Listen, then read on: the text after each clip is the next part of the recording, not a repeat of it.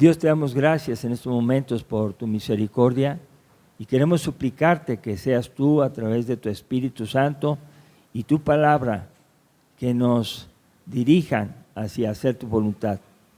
Sabemos, Señor, que tú eres el que produces el querer, el deseo, así como das el poder para hacer lo que tú quieres que hagamos. Te pedimos, Señor, que nos dirijas, que bendigas a todas las familias del mundo con el mensaje del Evangelio y que, Señor, en medio de todo, Señor, podamos ser fieles a tu nombre. Te lo suplicamos, Señor Jesús. Amén. Amén. Pueden sentarse, hermanos. Bueno, hemos ido aprendiendo la carta de Filipenses. La carta de Filipenses es una carta de gozo, ¿verdad? Hemos dicho, cuando alguien está en problemas, uno puede leer Filipenses y en realidad todavía crece más la fe. ¿Por qué? Porque cuando escribe esta carta, Pablo, recuerden que estaba en la prisión. Estaba en la prisión, en Filipos, no, en Roma. Y él sabe decir gracias y no está quejándose. El mensaje de hoy dice, Dios nos da el deseo y el poder para hacer su buena voluntad. Dios nos da el deseo y el poder para hacer su buena voluntad. No basta con querer hacer las cosas, no basta. Algunos tienen buenas intenciones, pero no hacen lo que piensan hacer. Y eso es algo que a Dios no es de su agrado. ¿Y cómo podemos saber y cómo vivir? Pues Jesús nos dio el ejemplo. Él cuando vivió nos dio su ejemplo. Y una de las cosas que aprendemos de Jesús es que Jesús no pensó en sí mismo. No estuvo pensando, ay, hace mucho calor, ay, no he comido, ay, no he dormido. No, Él no estaba pensando en sí mismo. Él estaba pensando en todas las personas que no tenían salvación y que estaban presas de una esclavitud de pecado que les traía sufrimiento. Entonces Jesús piensa no nomás en los de aquel tiempo, sino también en nosotros. ¿Y cómo sabemos que nos ama? Porque eso es una verdad vital, Dios nos ama. Pues lo demostró muriendo en la cruz y lo comprobó resucitando. Y así podemos ver cómo Él nos ama. Ya sabemos Romanos 5:8, ¿verdad? Mas Dios muestra su amor para con nosotros en que siendo aún pecadores, Cristo murió por nosotros. Entonces, Dios no solamente dice los amo, no, sino es capaz de dar su vida, de esforzarse. No es una persona cómoda que con su poder mueve una varita y ahí arreglense, ahí les va para que se arreglen. No, Él está allí pagando con su muerte en la cruz lo que nosotros necesitamos. Cuando nosotros nacemos de nuevo por el Espíritu Santo, es que nacemos de nuevo porque el Espíritu Santo nos ha tocado el corazón, hemos creído. Desde ese momento Jesús ya vive en nosotros a través del Espíritu Santo. Y entonces ahora, ya en Cristo, nosotros podemos vivir por Él y para Él. Efesios 2:1 dice, estando vosotros muertos en vuestros delitos y pecados. Entonces la condición sin Cristo es una muerte espiritual. Sin Cristo. Entonces vemos ahí que hay que entender bien las cosas. Hay personas que van al templo y creen que por eso ya tienen a Cristo. No, y lo demostramos. ¿Cómo lo demostramos? Pues cuando vienen al templo y luego se les anima a hacer algo que no han hecho, se molestan. Y se molestan tanto que ya no vienen. Es una situación como, ¿por qué dices eso? Pues la Biblia lo dice.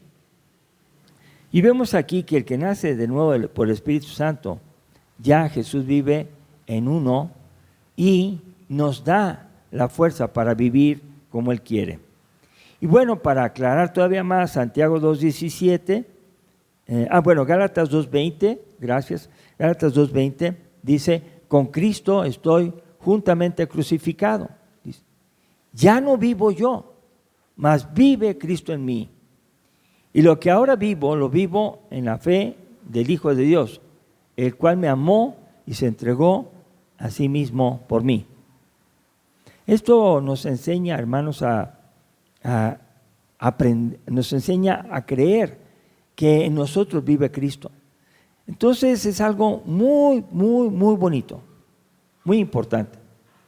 Yo puedo decir, creo en Cristo, está bien, creo en Cristo, pero también vivo en Cristo y hago lo que Cristo dice. Y hay situaciones ahora un poco complejas por la realidad humana, ¿verdad? Lo hemos comentado también. Pero una fe, ahora sí, Santiago 2:17, una fe que no tiene el fruto o las obras de lo que se esperaría de un cristiano, pues está diciendo aquí, así también la fe, si no tiene obras, es muerta en sí misma. Entonces, ¿qué es lo que quiere Dios? Que tengamos una fe viva, no una fe muerta. Y la fe muerta nada más habla bonito. Son, como dice también la Biblia, son nubes, pero no llueve. Nubes sin agua. Ahí están, no sueltan el agua que tienen. Y hay personas que también pueden tener el deseo de hacer la voluntad de Dios. Tienen buenos deseos, pero no lo hacen. Entonces, Dios quiere que tengamos una fe viva. Y ahora vamos a ir a Filipenses, capítulo 2, que es lo que estamos estudiando semana a semana los jueves. Filipenses, capítulo 2. En este pasaje empezamos en el versículo número 12.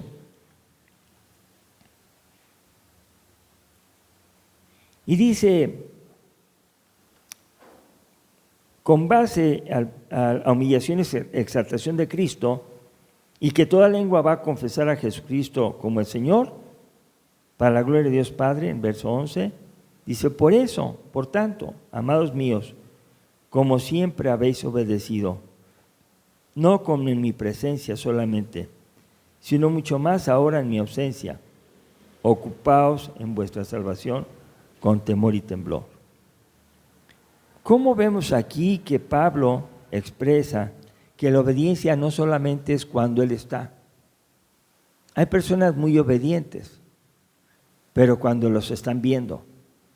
Y cuando no los están viendo, son desobedientes. ¿Por qué? Porque obedecen por presión y por presión de fuera. Pues un ejemplo es ver, pues el semáforo está en rojo y las personas que quieren obedecer de corazón se esperan hasta que esté verde.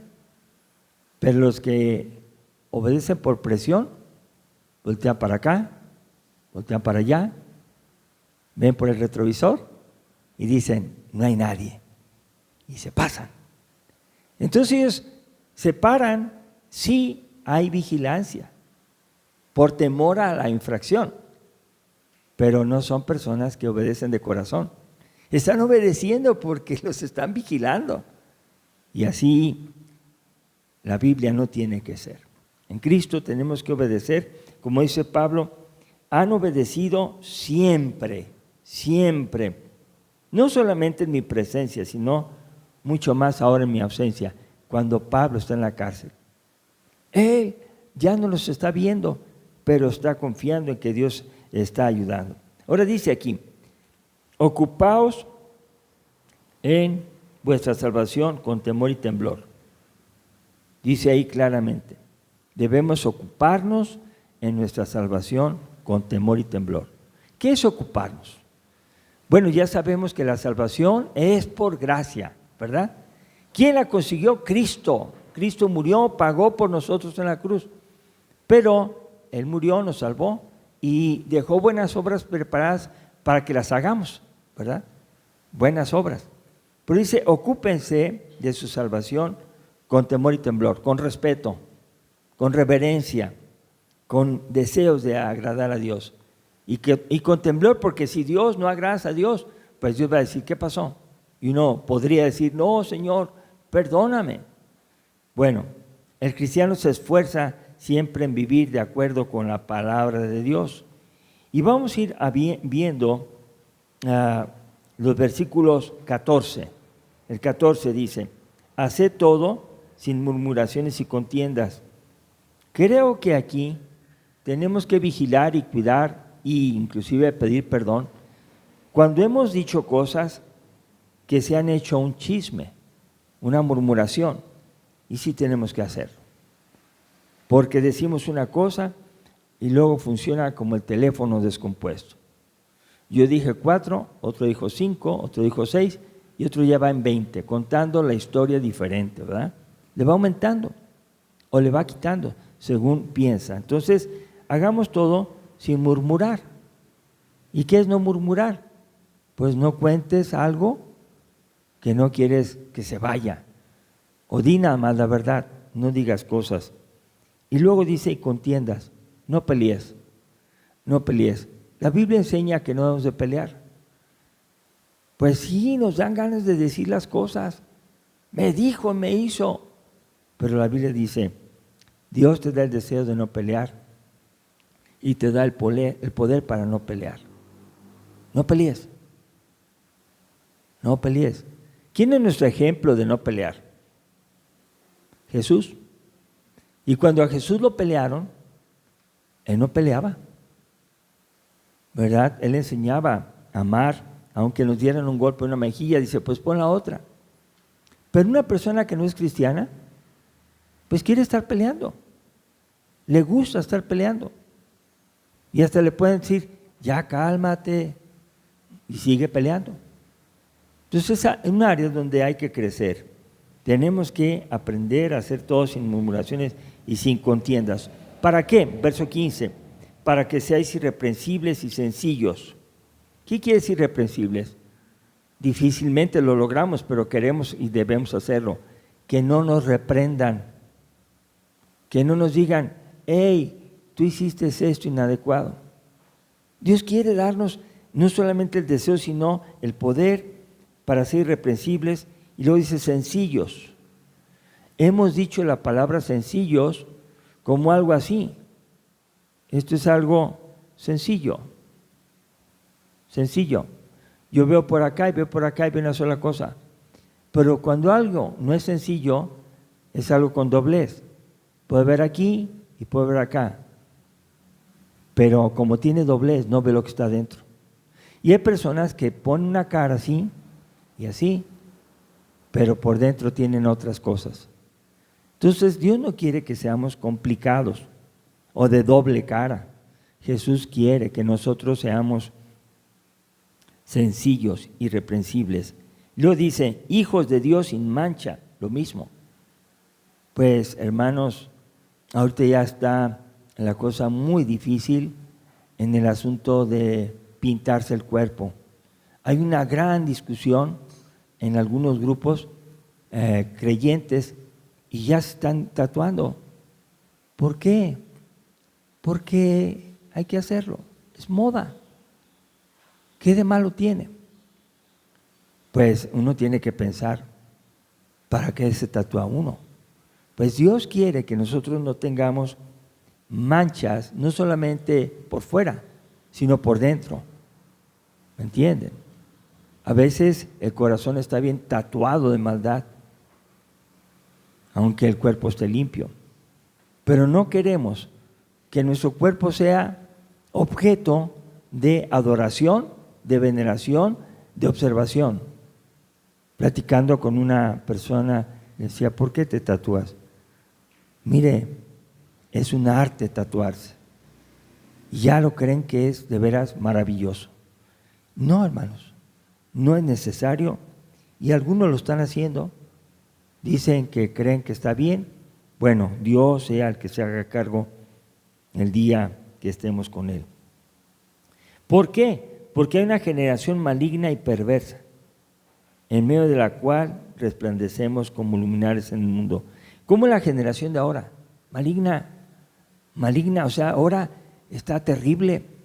La maldad ya sale por todas las redes sociales, por los sistemas de comunicación, en internet ya dicen la maldad y no tienen ya vergüenza.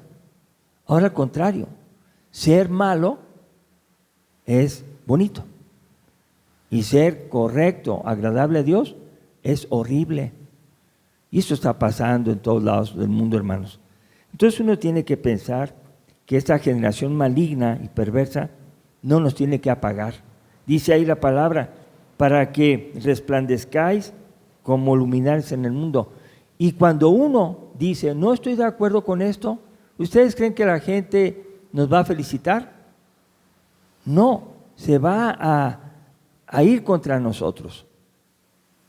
Puedo decirles, en serio, que en Canadá ya está aprobado que si un papá no aprueba que su hijo, que es varón, quiere ser niña y el papá dice, no debo aceptar eso, ni le voy a permitir eso, él va a ir a la cárcel. Eso es lo que está aprobando. Entonces yo puedo ver aquí cómo uno tiene que ser firme en la palabra, porque es lo que dice el verso que sigue, el verso 16, asidos de la palabra de vida. ¿Cuál es la palabra de vida? La Biblia. La Biblia, pero tenemos que leer la Biblia, porque la Biblia no solamente se carga, la Biblia hay que leerla. Lean más que ver el celular. No digo que no vean el celular, por supuesto que no, pero vean más la Biblia, lean la Biblia y mediten en ella. Entonces ahí está Dios obrando en que nosotros vivamos como Cristo quiere. 1 Corintios 11:1 dice que nosotros tenemos que ser imitadores de Pablo, así como él es de Cristo, un imitador. Nuestro ejemplo a seguir es Cristo. Pablo dice, yo soy imitador de Jesús. Y luego dice, imítenme a mí. Yo me esfuerzo en hacer la voluntad de Dios. Y Pablo no es perfecto. Pero fíjense qué curioso. Pablo fue muy malo. Muy malo. Y se arrepintió. Y a partir de ahí se dedicó a hacer la obra de Dios. Y eso es algo necesario, hermanos. No debemos vivir en el pasado. Todos podemos tener un pasado malo. Pero nosotros ahora en Cristo vivir haciendo su voluntad. Bueno, uno tiene que pensar así. En Filipenses 2:13, Dios ahí nos está ofreciendo el poder. El poder dice, porque Dios es el que en vosotros produce así el querer como el hacer por su buena voluntad. Cuando Dios quiere enseñarnos algo, nos da también el poder. Entonces es así como hacer las cosas, no es más pensarlas. Si yo dijera, voy a leer la Biblia, 4 capítulos diarios, lo quiero hacer, pues Dios está poniendo el deseo y te va el poder para que lo hagas y lo vas a hacer. Y ya que leas vas a aprender, y ya que aprendas vas a vivir haciendo su voluntad. Entonces aquí hay 2 puntos importantes, Filipenses 2:13. Primeramente, Dios trabaja en nosotros en moldear nuestro corazón hasta que la obediencia es un deleite. Nuestra personalidad está integrada por temperamento y carácter. Dios trabaja en nosotros. ¿Cuántos años tenía Moisés cuando se enojó porque estaban golpeando a uno de los hebreos? Él había sido educado en el palacio del faraón. Su mamá adoptiva fue la hija del faraón. ¿Cuántos años tenía Moisés cuando se enojó con el egipcio porque estaba pegándole a un hebreo y tanto se enojó que le quitó la vida? ¿Cuántos años tenía? 40 años. Ahora, él se va huyendo donde encuentra una mujer que se llama Séfora y ahí se casa con ella, hablando con su papá. ¿Cuántos años pasaron desde que huyó hasta que regresa a Egipto porque Dios lo llama? ¿Cuántos años pasaron? 40 años otra vez. Esos 40 años no es ahora te arrepientes y ya empiezas. No, 40 años de Dios trabajando en su carácter. Miren, en nuestro carácter tenemos dos partes importantes. Uno es el temperamento. Temperamento es con lo que nacemos.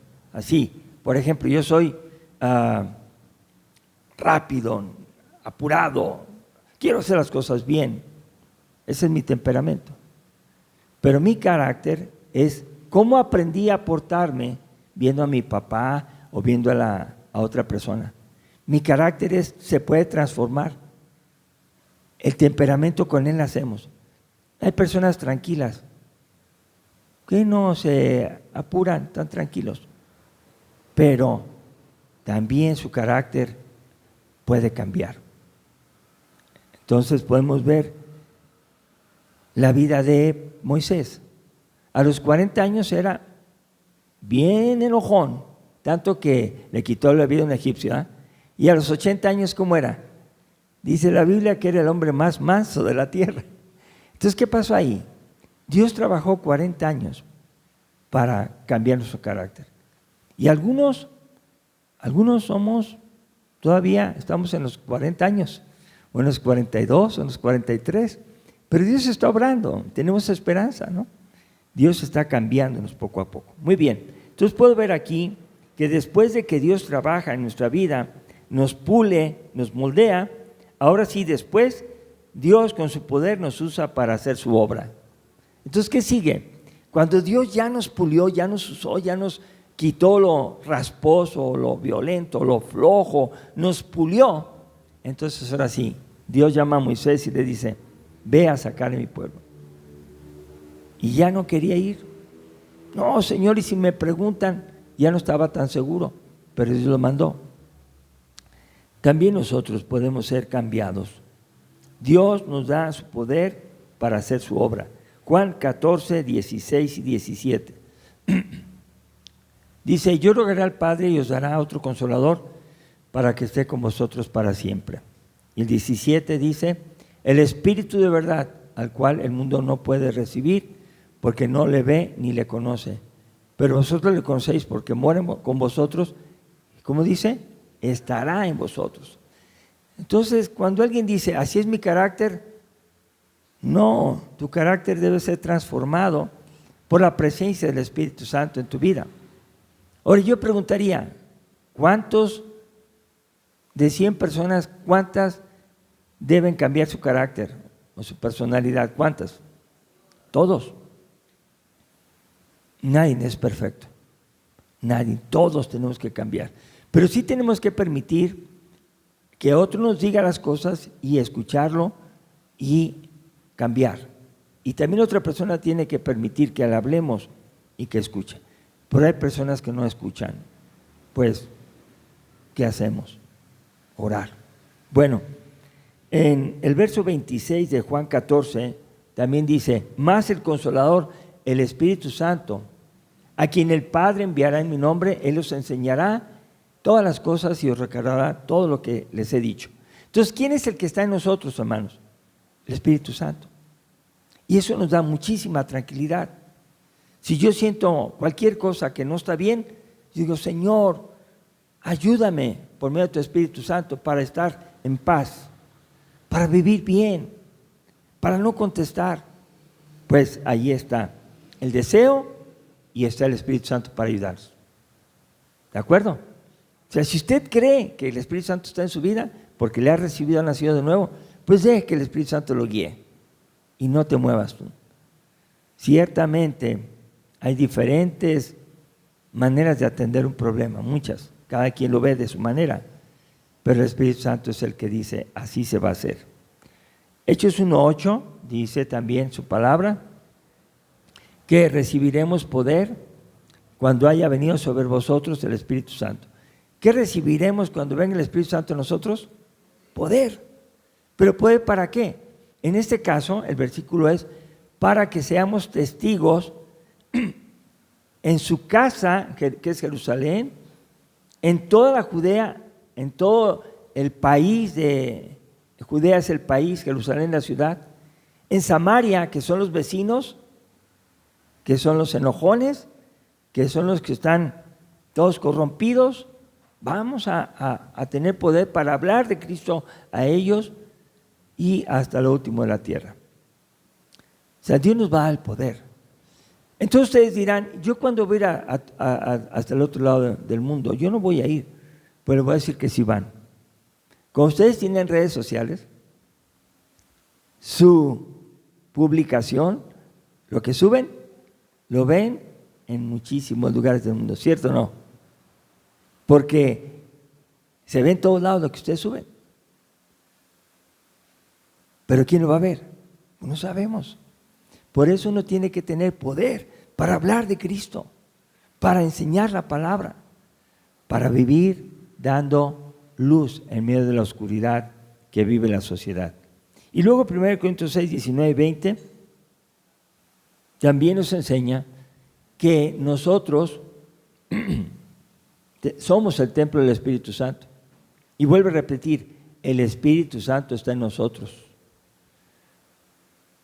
El cuerpo que tenemos no es nuestro, es de Dios. Entonces yo ya no tengo que hacer nada con mi cuerpo. Fíjense bien, que me vean a mí. Ese es el punto. Las personas que usan tatuajes, y yo insisto con eso porque la corriente es que se usen, y ya lo ves en todos lados. Algunos cristianos están tatuando, pero pónganse a pensar, ¿de quién es el cuerpo? Y algunos dicen, es mi cuerpo, yo sé lo que hago con él. Pues no, no es tu cuerpo, porque si es tuyo, entonces no tienes al Espíritu Santo. Y aún así tu cuerpo es del enemigo, pero si tu cuerpo es del Espíritu Santo, entonces tienes que honrar a Dios con tu cuerpo. Y de ahí nace todo. Por eso las personas que se tatúan, se destapan en la parte del cuerpo que se tatuaron. ¿Se han dado cuenta en eso, no? Y se tatúan desde el cuello, se tatúan los brazos, el pecho, la espalda, las piernas y todo lo que pueden. ¿Y qué tienen que hacer? Enseñarlo. Para que les digan, qué bien te quedó, qué bien te queda, te ves muy bien. ¿Y cómo se sienten las personas? Pero en esa generación maligna es mejor que digan, ¿y tú por qué no te has tatuado? Le vas a decir, porque mi templo es cuerpo del Espíritu Santo, es templo del Espíritu Santo. Oye, háblame de eso, yo nunca había oído eso. Y ahí está la oportunidad para hablar de Cristo, ¿verdad? Bueno, podemos ver esto como el poder para obedecer, no solamente para tener buenas intenciones. Entonces recordemos que existe oposición para que hagamos la voluntad de Dios. Hay oposición. Por eso, cuando alguien se opone a hacer la voluntad de Dios, podemos ver Efesios 2:2. ¿Cuál es la oposición? Dice que nosotros anduvimos en otro tiempo siguiendo la corriente de este mundo. Hacíamos conforme al príncipe de la potestad del aire, dice el espíritu que ahora opera en los hijos de desobediencia. Entonces ahora hay hijos de obediencia en Cristo e hijos de desobediencia. ¿Quiénes son los hijos de obediencia? Pues los que quieren agradar a Dios en todo su ser. Todo lo que piensan, todo lo que hacen, todo lo que dicen, esos son los hijos de obediencia. Y los hijos de desobediencia son los que siguen la potestad, el príncipe de la potestad del aire, que siguen haciendo lo que la maldad dice. Entonces tengamos cuidado, hermanos, tengamos cuidado. Bueno, ¿cuál es la solución entonces? Si Dios nos da el deseo, nos da el poder, pero tenemos oposición, ¿qué debemos hacer? Santiago 4:7. Ahí dice, ¿qué debemos hacer? Someteos pues a Dios. Esa es la primera parte. Someternos a Dios significa voy a hacer su voluntad. Yo ya no voy a hacer la mía. Yo quiero esto, lo quiero. Y uno debe decir, Señor, si tú quieres, yo voy a querer eso. Si tú quieres. Jesús lo dijo más claro cuando dijo que no se haga mi voluntad, sino la tuya. Yo quisiera que no hubiera un sacrificio de muerte en la cruz, pero que no sea lo que yo quiero, sino lo que tú quieres. Y podemos ver ahí que la primera parte es someternos a Dios. No es fácil, no es fácil. porque el cuerpo quiere hacer la maldad. Y más, si alguien nos molesta o molestamos a alguien y se enojan, pues pareciera que va a haber problemas. Pues sí, pero que no surjan de tu boca ni de tus hechos. Tenemos que ser como Jesús. Y luego dice, ya que te sometas a Dios, vas a poder, ¿qué dice? Resistir al diablo. Va a llegar él con sus ideas y vas a decir, no, tú no vas a hacer en mí lo que tú quieres, porque Cristo vive en mí y no tienes parte ni suerte conmigo. Fuera. Entonces uno tiene que tener poder. Dios nos da el deseo de obedecer, pero también nos da el poder para hacer su buena voluntad. Y finalmente, ¿qué era el diablo? Se va. Se va. Es igual que lo que está pasando por teléfono ahora. Oiga, le hablo de tal lugar. Mándeme tanto dinero porque bla, bla, bla. ¿Les ha tocado alguna cosa de esas? Y que tengo acá no sé quién no tengo. Fraudes, estafas. Lo que tienen que hacer es someterse a Dios. Señor, ¿será cierto? No. Luego, resistir al diablo. Cuélguenle. Y ya la persona no les va a hablar. Si les vuelve a hablar, le vuelven a colgar. ¿Y qué va a poder hacer? Nada. ¿Saben cuándo hacen las cosas los malvados? Cuando los oyen, platican con ellos y les creen. Y así ha habido personas que les han quitado hasta mucho dinero. Por eso a veces decimos que los jóvenes, los adolescentes, los inmaduros, cuiden el uso del celular, porque los engañan. Ha habido casos así increíbles, pero bueno, Dios nos da el deseo y el poder para hacer su buena voluntad. Conclusión, el propósito de Dios para nosotros solo es posible realizarlo con su poder. Si Dios nos pone a nosotros el deseo de evangelizar, si nos pone el deseo de visitar y orar por un enfermo, si nos pone el deseo de obedecer a los papás, si nos pone el deseo de servir en la iglesia o servir en tu propia casa, Dios te pone este deseo, solamente lo vas a poder hacer si aceptas el poder de Dios. Si una persona no tiene el poder de Dios, se va a estar riendo, no va a tener fuerza, va a ser una pena lo que le suceda. Y hay personas que quieren dejar las drogas, pero no tienen poder para hacerlo. Hay personas que dicen que no se van a pelear y se siguen peleando. ¿Qué es lo que falta? Que Cristo esté en sus corazones, que lo reciban para que no solamente tengan el deseo de hacer la voluntad de Dios, sino el poder que Él da. Entonces no hay pretexto, hermanos. Si alguien no puede hacer la voluntad de Dios, es porque le falta el poder de Dios, le falta obedecer, le falta disciplinarse. Amén. Vamos a ponernos de pie, vamos a orar. Señor Dios, te damos gracias en estos momentos porque tu palabra nos enseña a vivir como tú quieres. Te pedimos, oh Dios, que nos dirijas, porque somos imperfectos, porque cualquiera nos puede encontrar fallas, pero tú, Señor, nos amas y nos estás cada día transformando para que seamos más obedientes a tu palabra. Y gracias por el poder que nos das a través de tu Espíritu Santo para hacer tu voluntad. No nos dejes caer en la tentación, como dice tu oración, mas líbranos del mal, porque tuyo es el poder y la gloria por los siglos de los siglos. Amén. Gracias, Señor Jesús, porque tú estás cuidando tu iglesia en medio de esta generación perversa y maligna que lo que quiere es destruir. Permítenos ser aquellos que hacemos tu voluntad para tu gloria. En el nombre de Cristo Jesús. Amén. Dios los bendiga, hermanos.